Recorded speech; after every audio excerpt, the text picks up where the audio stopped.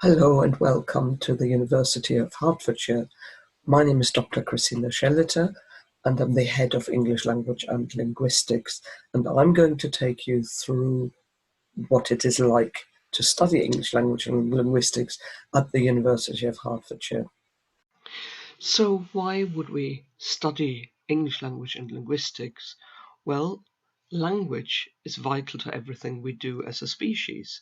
We communicate via language, we write using language, and so therefore it is quite fundamental. Knowledge about language can be useful and applied in many different fields and professions. So, for example, a number of our students go into the relatively new field of forensic linguistics, where students study authorship, traits of authors, linguistic traits, and for example, one can do an acoustic analysis of the speech in a voice parade. Another area is that of speech and language therapy, and a number of students to graduate as speech and language therapists. So in that area, you look at language disorders either in children or in adults, for example, after an adult had a stroke.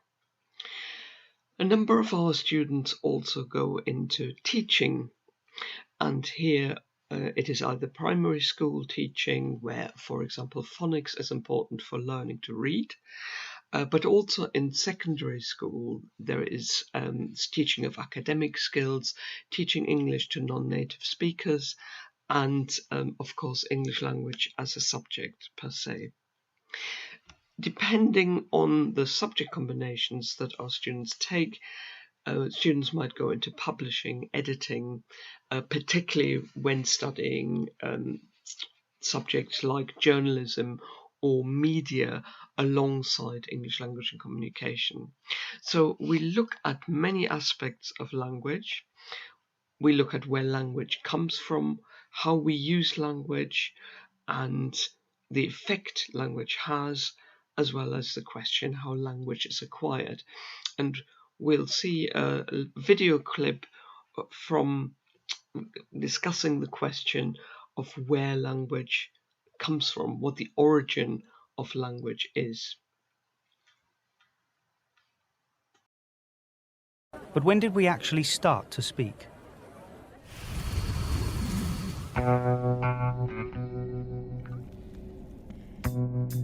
The dawn of speech is one of the great puzzles of evolution, because there's no fossil record of verbal communication for scientists to look back through.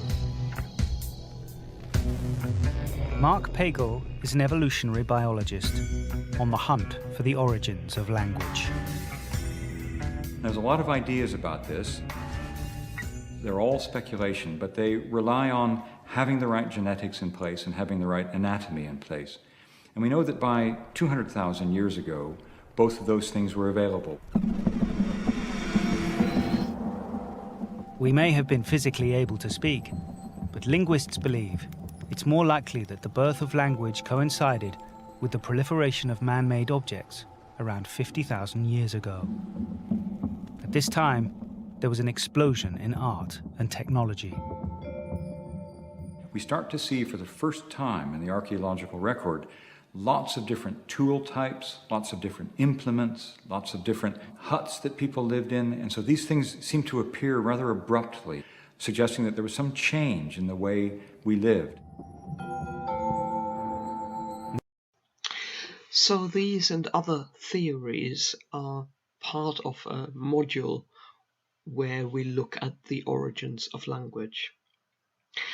And here's an example from the forensic linguistics side. You might remember the op-ed article, which was written by an unnamed Trump administration official. This appeared in the New York Times on the 6th of September 2018, and it claimed that unsung heroes on Trump's team were working diligently from within to frustrate parts of his agenda and his worst inclinations. Given that this was an anonymous writer, people asked the question who this could have been. and the BBC ran the text of the New York Times column through some writing enhancement software. And here are a couple of things that they found. So, for example, they found that the words per sentence, the sentence length, was 19.3. 19.3 words per sentence. This is actually quite long compared to spoken language, which is definitely less than 10, more like 6 to 8. The writer used long sentences. And the other feature is the use of the passive voice. So, for example, in the column it said, occasionally reckless decisions that have to be walked back, instead of somebody walked something back. So these two features could be characteristic of the particular author. And here we have another example from child language. So in this clip we see a researcher, Dr. Deborah Roy, who installed a camera in his house. So you see from top down, and he recorded his son 24 hours a day. So he managed to capture everything that his son said. And in this way, he was able to observe how a particular word developed over a period of time. And that gives us some insights. Just like time-lapse video lets you capture a flower blossoming, what we're going to hear is the blossoming of a speech form. Okay, water, water.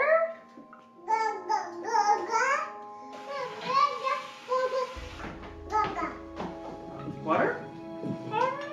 Water? Water.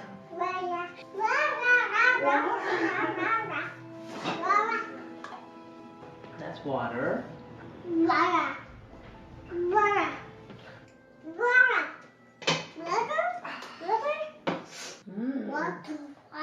Water. It will take years for Deborah Roy and his team to analyse all of the data. But buried within this footage are the secrets of how we learn language. If the patterns can be unlocked, then once this remarkable project is complete, we will have the clearest understanding yet of how a child achieves the remarkable feat of learning to talk.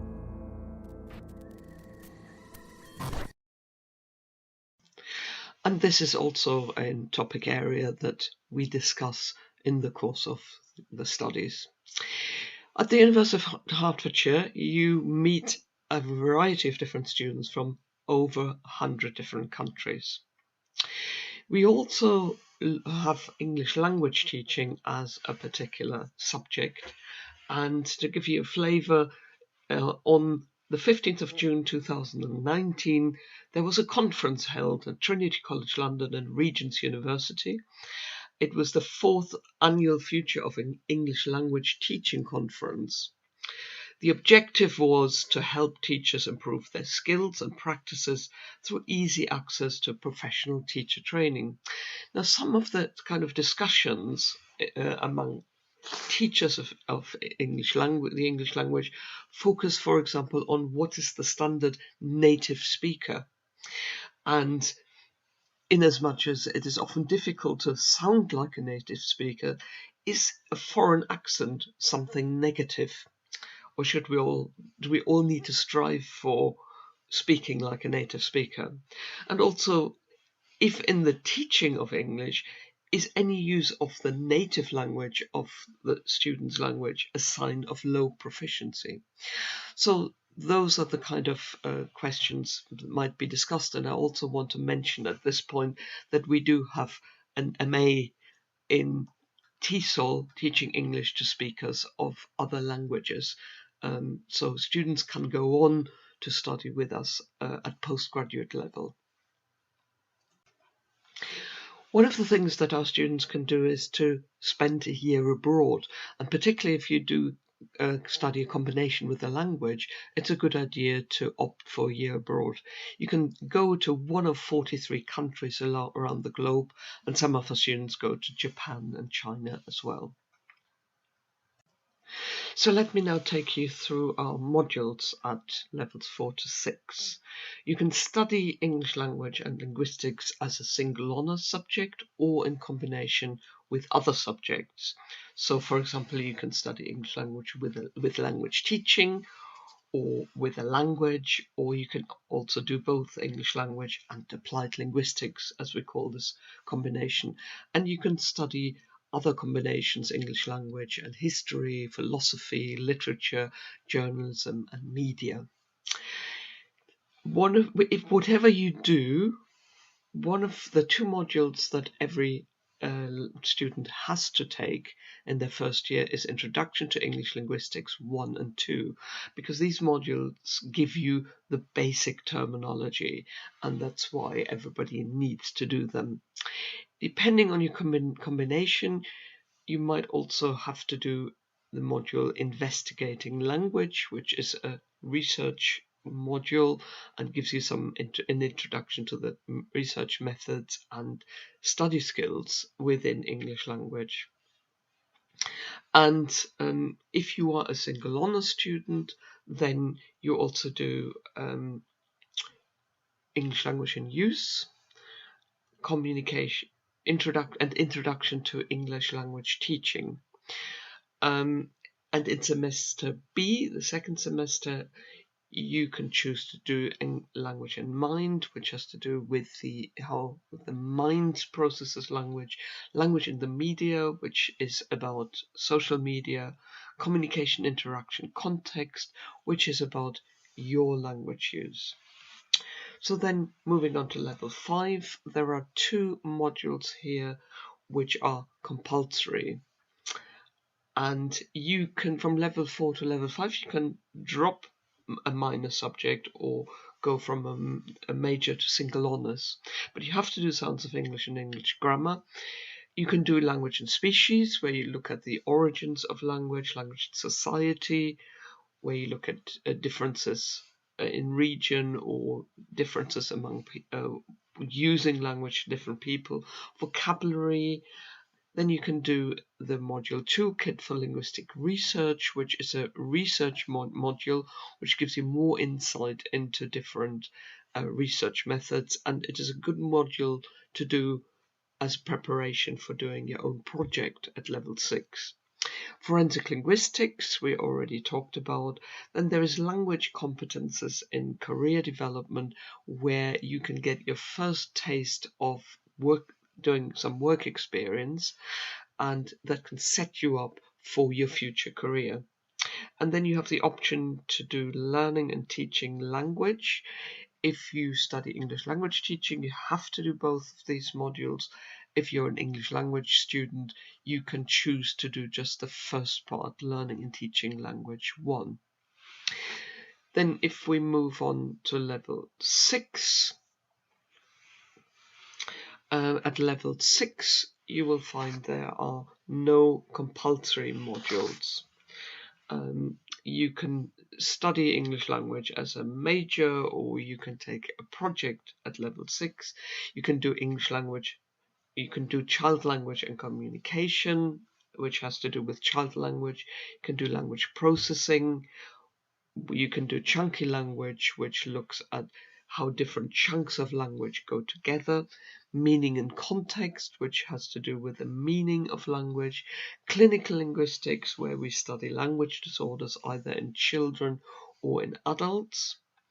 Gender in language and communication has to do with gender issues, gender differences. Communication in cultures looks at language in relation to culture. Global Englishes looks at different Englishes across the world. And then you have the choice of doing a project. So you can do the English language project either as a 1-semester project, or you can do it as a 2-semester project. As a 2-semester project, it is worth 30 credits, and it's a longer project. As a semester 1 project, it's worth 15 credits. And if you study English language teaching, you also have to do a project in that subject, the ELT project. So In general, we find that 96.5% of our graduates are in work or further study within 6 months. And here you see graduates in the cathedral in St. Albans, which is always a nice occasion. Our English language graduates, we find that we have a consistent record of high achieving students. So every year we have a number of students that achieve a first class degree, and some of our students win a university prize. Many of our students progress to postgraduate study. Students generally find that we are extremely supportive to every student during their studies, and we generally have an open door policy. That is, you can come and see us during our drop-in sessions, or we can make an appointment outside as well. And here we hear from a student who graduated last year and see what she has to say.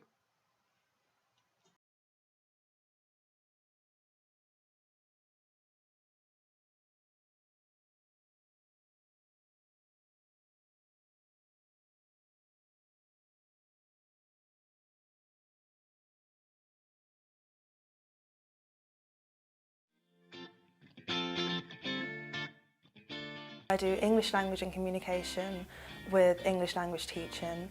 I previously did do English literature, but decided that English language and teaching was better for me.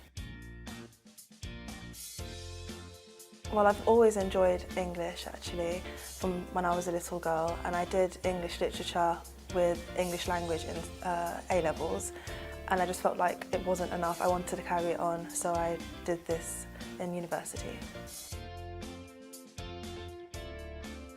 It's just provided me with more of an insight, especially for students as well who are trying to learn English. It's just provided me with more of that insight, and it's just been a really fun experience. I've generally have enjoyed just learning both aspects of it. And it's not just English, we learn about the brain as well, with language and mind, you learn about psychology and grammar. There's a lot of different aspects of English. It's been a great experience actually. I've really enjoyed my time here.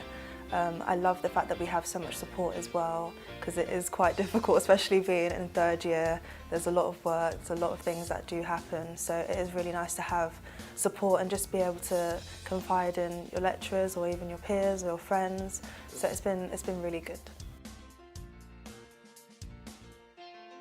I did take part in a little summer camp last year over summer, where I was a teaching assistant for foreign learners of English. So that was from May to August, and it was really interesting. It was really fun to just be a part of the classroom and just see them so excited about learning the English language, something that I haven't really been able to understand because obviously it's a native language of mine, but it was really fun experience. I would say all aspects really. There's a lot of things that are included, especially when it comes to the independence of English as well.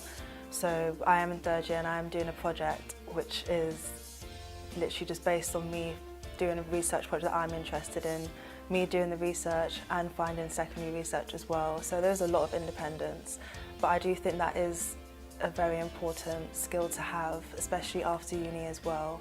So I'm very thankful for that.